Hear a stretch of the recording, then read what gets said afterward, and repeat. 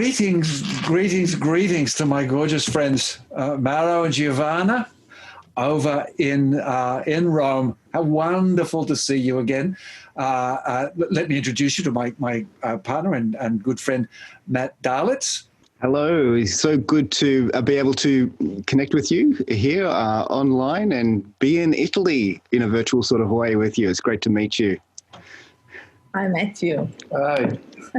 So look, I know you well. Matthew's heard about you lots. Mm-hmm. Some of our readers have read some of the things, but if you don't mind, could you just start off with a little bit of the Cozzolino story? If you could tell us a little bit about yourselves and just the work you've been doing, which is so wonderful, and then we'll get into the detail of it in a moment. So can you start off just sort of introducing yourself, I guess? Okay. Hi to all. We are Giovanna Celia and Mauro Cozzolino, and we are happy to be here today with you. We thank Richard Hill for this interview. We are two psychotherapists and psychologists and university professor. We will present our last clinical and research works. So, thank you, Giovanna. We want to talk about our story, and it's very important for us to show something about our work. We have always been fascinated by the mind-body relationship. As young people, despite having a clear passion for psychological studies, we have always studied neuroscience as well. It became clear from the very beginning for us that mind and body were inseparable, and that dealing with one part while neglecting the other was a fundamental mistake. We needed to learn and use a method with patients that would cure them in a global and systemic way. So I want to share with you some aspect of my life. Already during my degree thesis, had begun to deepen the relationship between body language and social cognition, giving particular emphasis to the fact that they interacted constructively or negatively together. Then after a few years of complete dedication to research and to the clinical, we developed our paradigm to read and intervene on health, both from a psychological and genomic point of view. One of the fundamental errors that both medicine and psychology have committed is that of reasoning in watertight compartments. Medicine often neglects the psychological consequences of a pathology, and so does psychology in a complementary way. So it's sad because even today, this discipline thinks separately and treat human beings in a standard way, reasoning on large numbers in a fractional way. This, from our point of view, represent the failures of both medicine and psychology. And this is the reason because we are working to develop another point about this issue. In this way, of course, when the medicine and psychology create this fracture, this separation, they fail in their fundamental function, the care of the human being. Often people feel abandoned in suffering, and they have to look for the doctor, the psychologist, and the right method on their own to fully alleviate their suffering. But in many cases, they can do it because in many situations, psychology and medical doctor have a perspective so limited. So this is the reason because in our product we practice and we have been experimented for years. Important scientific evidence, we want to solve this problem. In fact, we want to deal with the well-being of the human being as a whole. Relevant psychosocial experience activate a virtuous process of mind-body healing. This is our point of view. And we think that this positive process of mind-body healing can stimulate the best processes of human functioning and so promoting the innate capacity of the human body to heal itself. And this way of thinking is been in your lives for a long time, and of course, as we've talked in our many opportunities to do so in mine as well, and both of us ended up being drawn to Ernest Rossi. Yes. Who also, and of course had been embodying these things for many years. He's a little older than us, but it was not so much that we found Ernie and did what Ernie said. It was that our interests all brought us together in a triangulation. And I think Ernie's been very positive in encouraging us to take it in our own directions and take it further, which is, I think, where you have gone much more elegantly into the genomics and looking at the activity of the mind-body work, of actually not just the external behavioral observance, but actually seeing the physical response. What has this added to your capacity to appreciate and talk about the mind-body work? Yeah, thank you. Ernest and Catherine Rossi have given us many things, and one of the most important things that they give us is the freedom to focus our attention in many ways. Of course, always about the relationship between the mind and body, but we, during the last years, we focus the attention in several ways.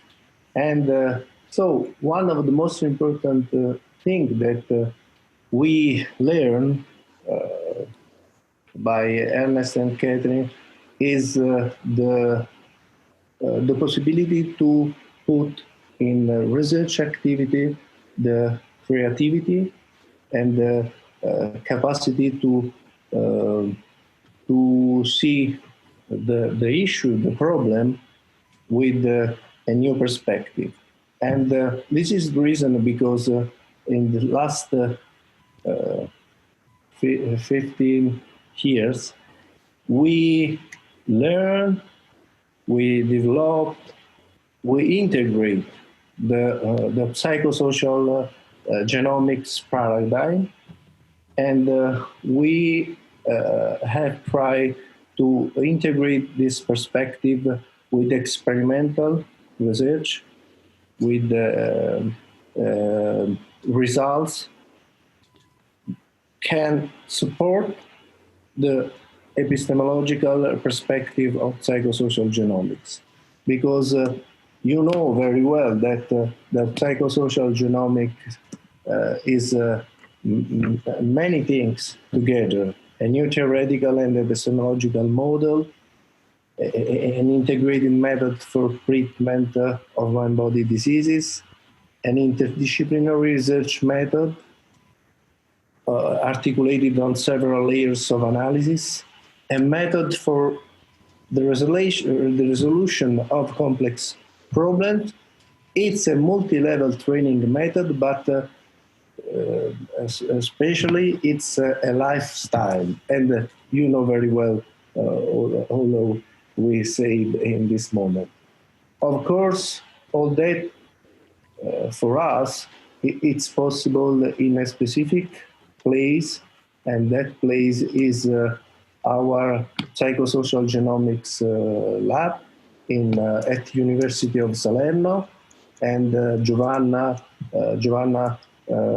works at University of Foggia, and in these two universities, and at the same time at the School of Psychotherapy in Rome, we can do it all that. And of course, in these last years, we have had many results that, if you want, we can share. Yes, I think that would be nice now if we had some. Matt's got a question. We'll let him do that in a sec, but certainly we'll look at that, some specifics now of. So and people in the podcast they've seen me do the mirroring hands, the focused attention. I mean, I call it mirroring hands. You call it the mind-body intervention, but that focus. So they're familiar with the process that we use. So we'll look at some of the ways in which you measured it and tested it in the laboratory.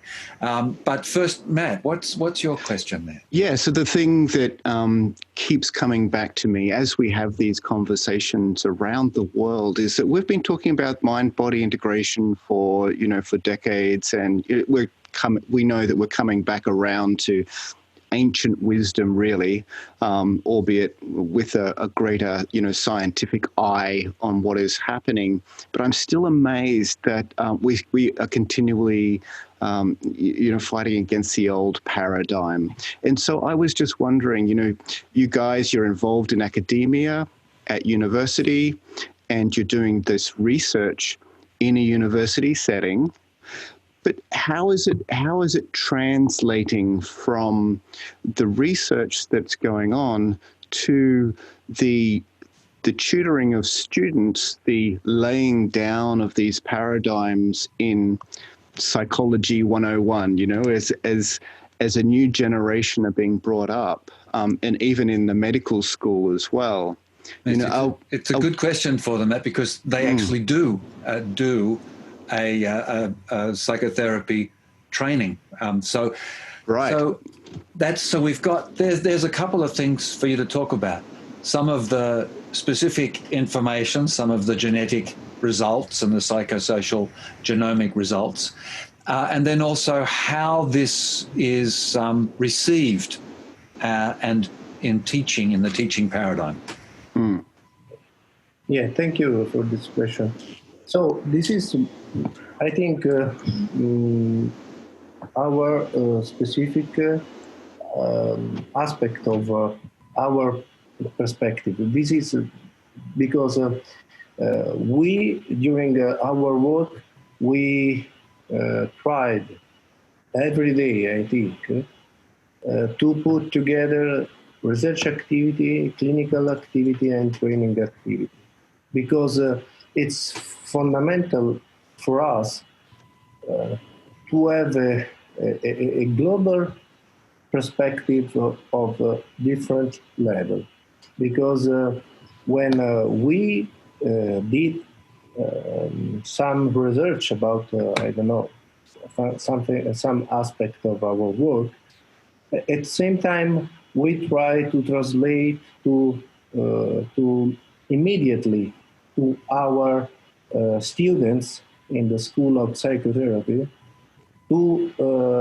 translate this evidence in a possibility to intervene, to activate some specific aspect of human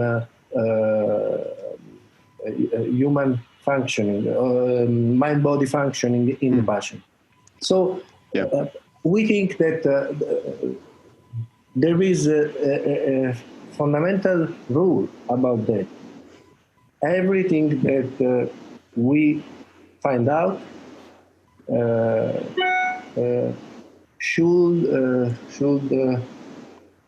should be translated in the practical way, and every practical action needs to verify in a research context. Yeah, fantastic. And this is our perspective, because we are two passions. The first one is, of course, research activity, but at the same time, we love to help the people, to help our patients, and for doing that, we need the collaboration of this different language, different methods, and so on. And can you give us some insight into now just those genes? One of the things you looked at was gene expression that occurs when we use these talk therapies, when we use a therapy that's coming from outside, so therefore it's coming from the mind, from the general environmental experience, and going into the body. And when that happened, and I think there's probably similarities between the mind-body intervention and maybe some things like mindfulness and some of meditation, some of these quietening things. I think the focus of attention is quite unique in what we do. But what are some of the interesting genes that seem to upregulate, and which are the ones that seem to downregulate that you found in some of the studies? Yes, okay. In line with other studies in the field, we proposed that positive psychosocial experiences, intervention, and therapies may improve mental and physical health. And recent research documented how the application of specific psychosocial intervention protocols and mind-body practices are able to modify leukocyte transcriptional dynamics in people. So we did the first pilot study in 2008, and the hypothesis was that this method would be, if this method would be related to the expression of immediate, early, and experience-dependent genes. And the results assessed with the DNA microarrays, we documented changes in the expression of 15 genes within 1 hour, and 77 genes 24 hours after a single intervention of mind-body transformation therapy. And it was the first study, pilot study, with just 3 people. But after that, we continued to study what happened in this specific modulation, and we find out that the gene expressed, specifically downregulated, they are about stem cell activation, reduced cellular stress, and reduced inflammation. And specifically, reduced inflammation is one of the most important thing about our health. After that, we continued the study using not a individual section, but we used a group section, and we find out that the group is more powerful of the individual section, because after 1 hour we can see that we have more gene expressed, and after 24 hours after, we have had 200 differentially expressed genes identified in this study. 34 genes were down and 2 upregulated at both conditions. So this is sorry, I just going to tell you, because this is really important, and I'll just fill in a few gaps there that might help people out. I mean, it's just reiterating just that these upregulating, particularly the anti-inflammatory genes, because it's inflammatory processes that are what stress and anxiety and difficulties doing. And when we have inflammatory processes, that sometimes is experienced as depression or what we call sickness behavior. But the one that mostly I want to point out is just to what Mauro was saying there about immediate early genes. They're really important genes to trigger, because they're actually the genes that regulate the production of the other genes. So they get the story going. So quite often we talk about the fact that there's lots of junk DNA, there's lots of stuff that doesn't do anything. But it's not. It's these immediate early genes, what we call transcription factors, and other regulatory genes that are terribly important. If you don't get those going, then even though there might be reason for other genes to be expressed, it's those ones that are so important. And that's what was so interesting about that particular study. All right, can you, for my sake, can you just bridge the gap between, so we've got a positive psychosocial thing happening, which changes gene expression. So we've got that happening. So we know there's gene expression changing, and we've got reduced inflammation.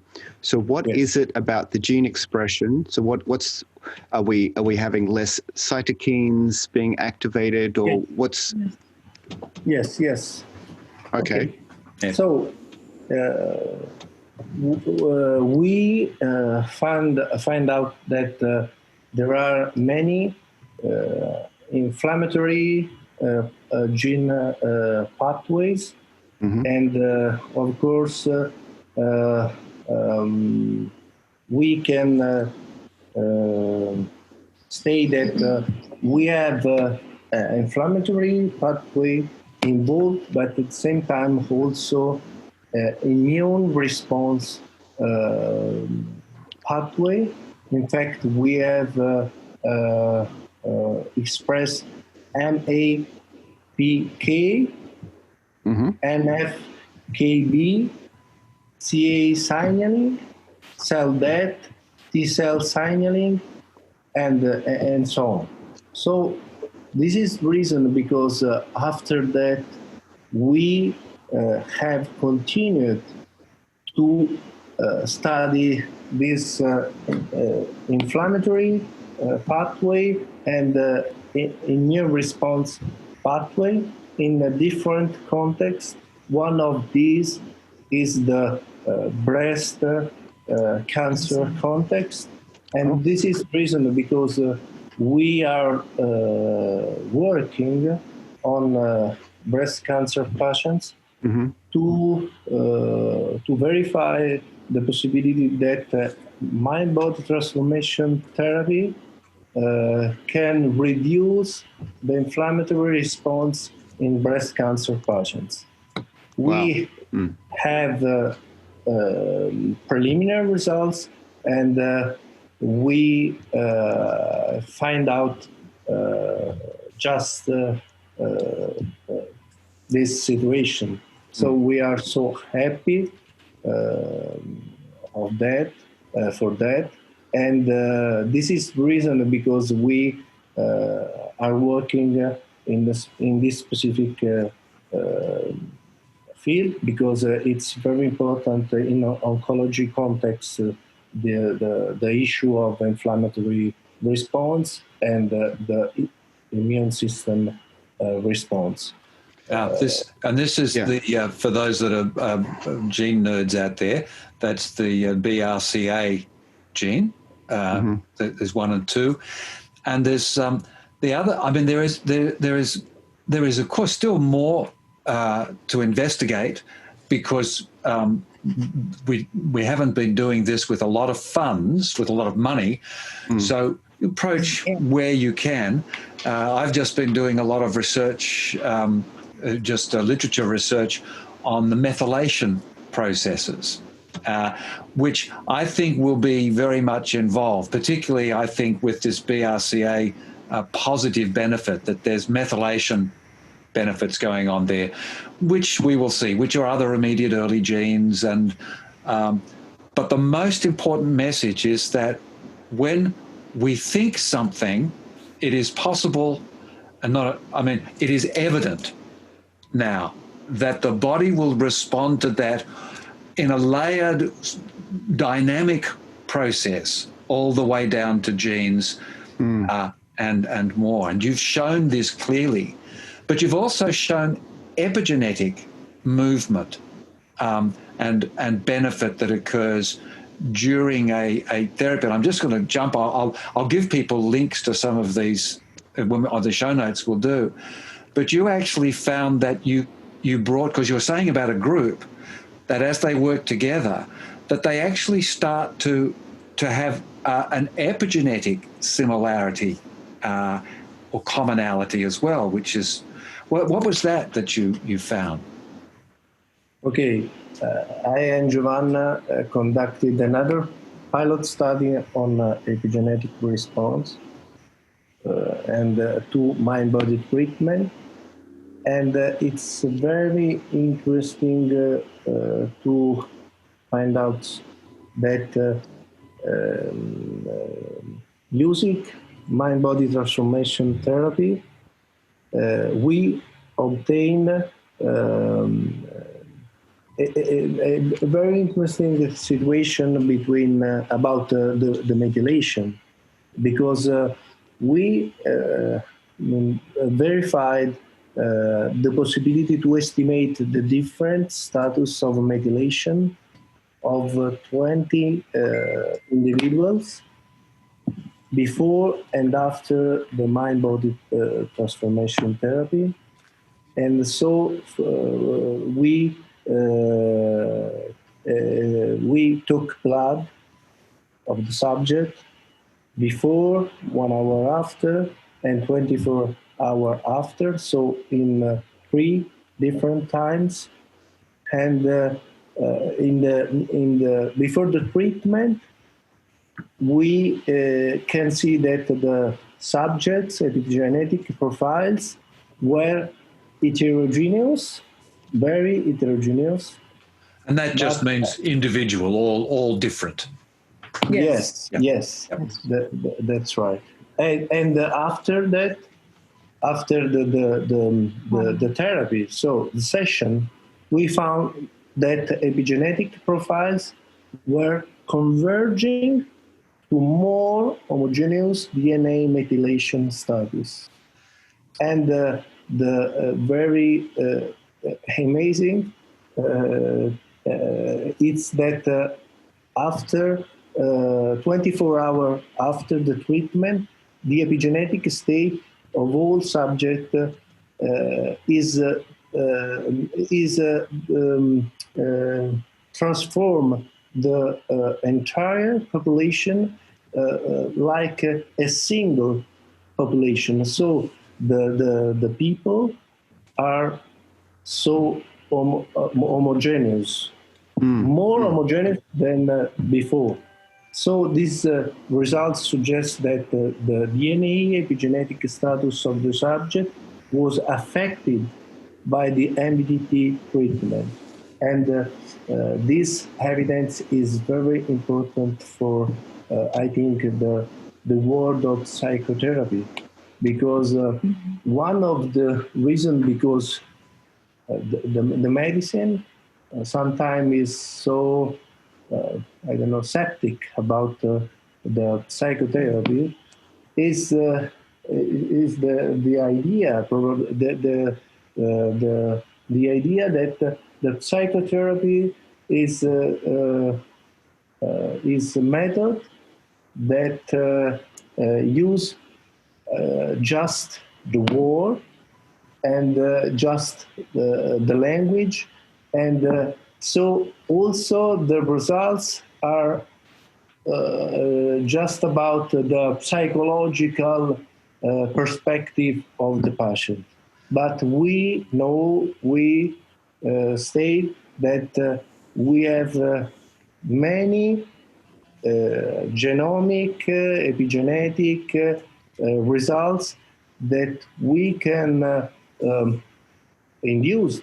We can activate in every single session. I think for many psychotherapists around the world, of course, when they work hardly in a good way, but when we do all that, we can transform in an extraordinary way the mind and the body of our patients. Yeah. I nearly jumped out of my skin when I was at the Ericsson conference and you were delivering the paper. I'm not sure everybody in the room was quite as excited as me, because of course I've been following the work.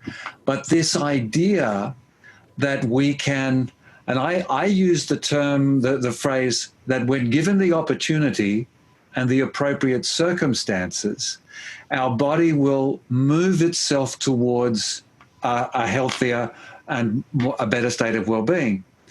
And this study that you did with the epigenetics showed exactly that, because it not only showed gene expression, which is very, very interesting, but it showed a response, because epigenetics is the response to the environment, is that very important adaptation to the environment. But even more importantly, not only did the group come together, both in the external feeling, but because that external feeling is never disconnected from right down in the biology, but that it continued. So if those people, now we didn't do this experiment, but this would be nice, if those people were to go to a crowded room, I imagine, I posit, that they would find themselves moving towards each other, and they would simply just find each other because they were in the same vibe. But equally, other people would then naturally begin to move into that rhythm themselves, all the way down to the genes. How absolutely amazing. But it fits our intuition. It fits our intuition so beautifully. Yeah. So what I'm seeing is, we are now coming to a place where we are demonstrating psychotherapy producing physiological changes along natural lines which are far superior to any sort of blunt pharmacology that might be tried to do things. Yes.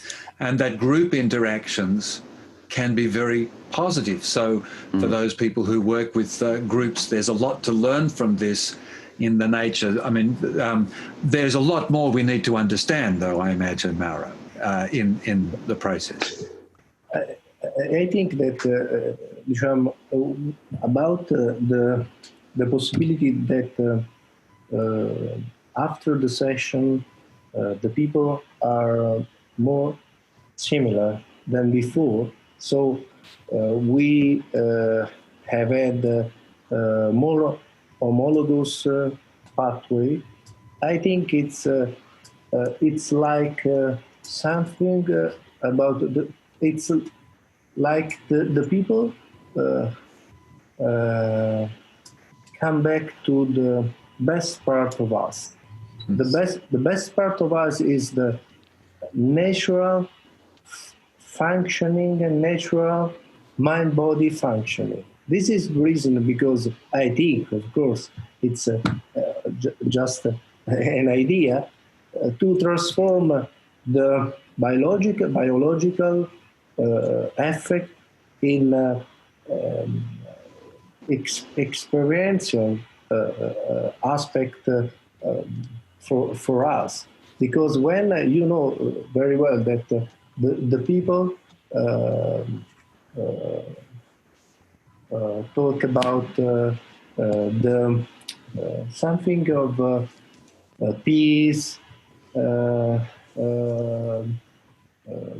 don't know, something relaxed, yes, and but comfort, at the same time, energy. They feel power and so on. The best part of us. Because I think it's not. I think it's quite clear that we can also send people into a very negative state. Yes. And that can be a communal thing. But the difference is we don't like it. So when we do something that takes us to a negative state, rather than holding on to it, again, I would predict that if we do the experiment, that over the next 24 to 48 hours, there would be a movement away from that negative state because we don't like it. And we actually desire to find the best part of us. And it's giving them that space. And in the paper that you do on the stress reduction, which is in behavioral sciences just in July, it's beautiful. You do a description of the process, because very, very similar, of course, to the processes I describe it in my book with Ernie, because it comes from the same frame. But this wonderful way of focused attention, of relaxation, but it's nicely described is basically all I want to say there. And but it's got a commonality that I find beautiful, and so I keep going back to it as well. We like to find the best of us. After that, we learned, we understood that one of the most important aspects was the inflammatory response and the immune system response. So we integrate our perspective using a specific technique to reduce anxiety and stress. And they all operate together, don't they? Yes. And this is reason because we conducted two studies. The first one is about the possibility to evaluate the outcomes of mind-body transformation therapy to reduce the perceived level of stress in two non-clinical groups of students with different educational levels and different expertise in the domain of well-being.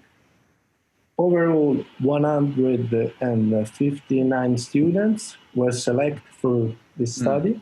It's a good, strong number, yeah. Yes. Participants were all exposed to a single session, just one, of mind-body transformation therapy, each group in a separate session. And the first group included 58 first-year university students, and the second group consists of 101 graduate students attending a postgraduate program in psychotherapy, so at the School of Psychotherapy. And the results that we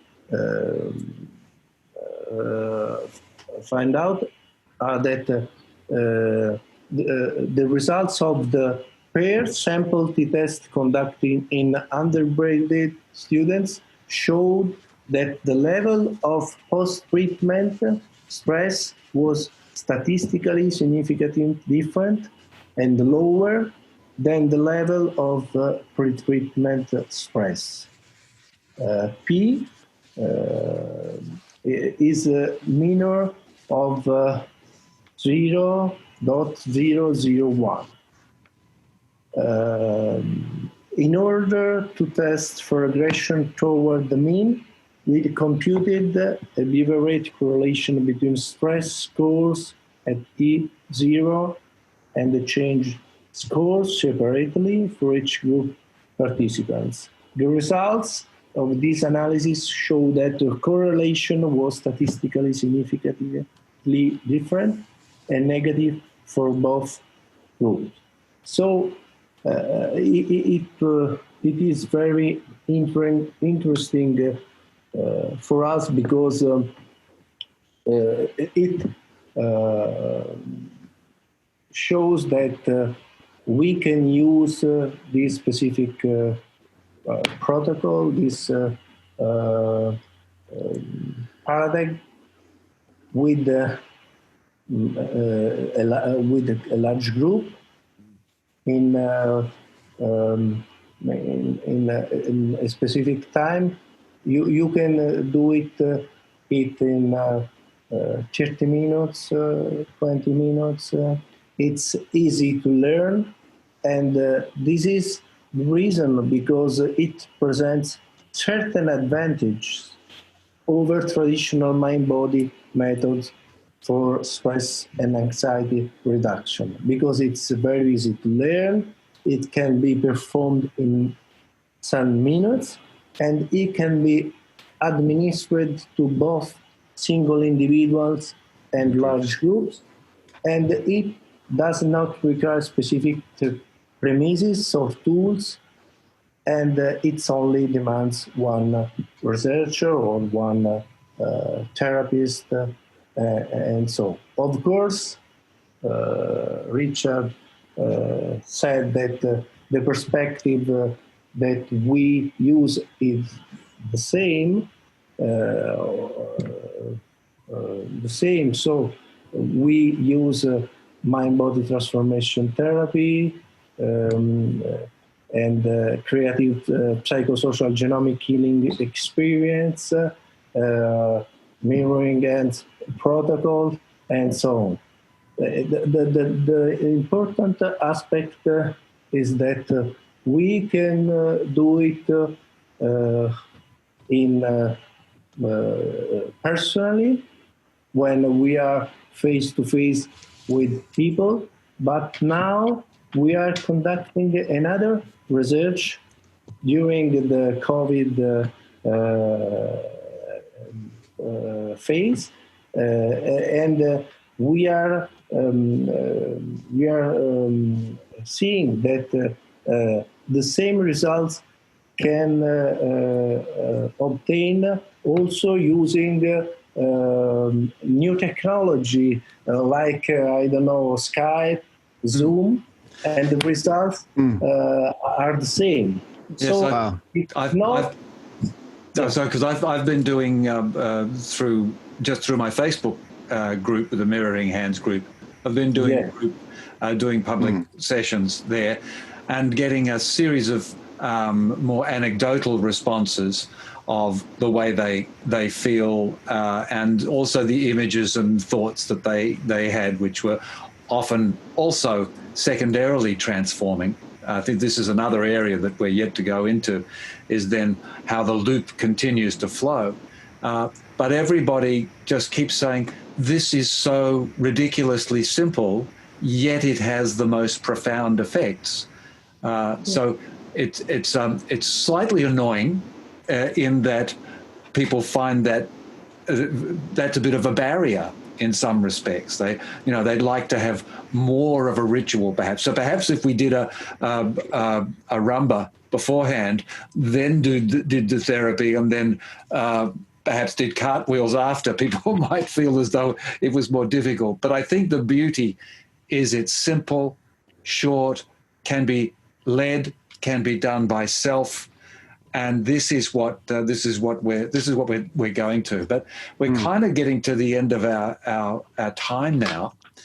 So so much interesting stuff there. As I say, we'll put more things in the show notes, and we'll put some links to some of these papers so that the fascinated people interested in genetics can get right down. But is there just a word or two about where you're going, what's next, where we'll find, or just something to leave people with as we wander off and let them get back to their daily activities now? Thank you. During this period, we conducted also another research using not only the MBTT or something like this, but I and Giovanna, we re-elaborated a specific technique that we called the brain wave modulation technique. Cool. And we conducted this study with the 306 students. The goal is always the possibility to reduce the stress and anxiety. And this new technique is very interesting because is a stress reduction technique which originates from the interaction between meditation, doctrines, and technique, and the scientific study of the mind-body dialogue. And so we re-elaborated the Tonio Irai studies about the Zen meditation, and we integrated this perspective with the neuroscience evidence. And we, in this period, we are learning this technique to our patients, our students during the lockdown. And we have had that the results are so very interesting. In fact, this study showed the positive aspect that we can have is about the possibility to reduce strongly the stress and the anxiety. And after that you learn this technique, the patient or the students are autonomous to use this technique every time they want. And it's very important to disseminate the importance of the well-being for each one. And it's very interesting to have more positive results also when you don't work specifically for a long time, because we saw that with the breast cancer patient that we find out that the positive results that you can induce continue for 6 months. Yeah, after for 6 months. Yeah. We can't continue to verify after 6 months because we have no money. But to continue the research. But of course, it's very interesting in the future to learn something more about this new find. Oh, that's wonderful. Wow. We're on the tip of an iceberg, I think, and improving and modifying and introducing new elements, all with this single purpose that if we can just fundamentally go through the doorway of reducing stress and anxiety, that we are actually opening ourselves up into all kinds of other really, really important doorways of our immune system, areas of our state of being, abilities for us to have a sense of community and connection with others. And this, I just want to actually highlight those beautiful, very simple words that you said several times, Mauro, is, let me just say, I wrote it down, is to find the best part of us. Yeah, and I'm so glad for you to having spent the time with us today, Matt. Absolutely. We had a pretty good time, I think. Absolutely. Look, this is such important work, and I am so thankful for people like yourself who are at the cutting edge and doing this sort of research. So very important. And look, I just keep thinking about all of the genetic changes that you did identify. And yes, we've looked at inflammation and some of these big ticket, but I'm sure there's a vast there's a whole lot of things that we need to yet discover about what some of these changes are doing in us to, like you say, become the best selves that we can be. As Ernie says very often, anyone with $1 million is welcome. Thank you so much. Thank you, Matthew. Thank you, Richard. Thank you so much. Thank you for joining us here. The work and thank you. And we want to share with you next findings. Yes, absolutely. we will indeed. Yeah, we're top of the list. Okay, bye for now.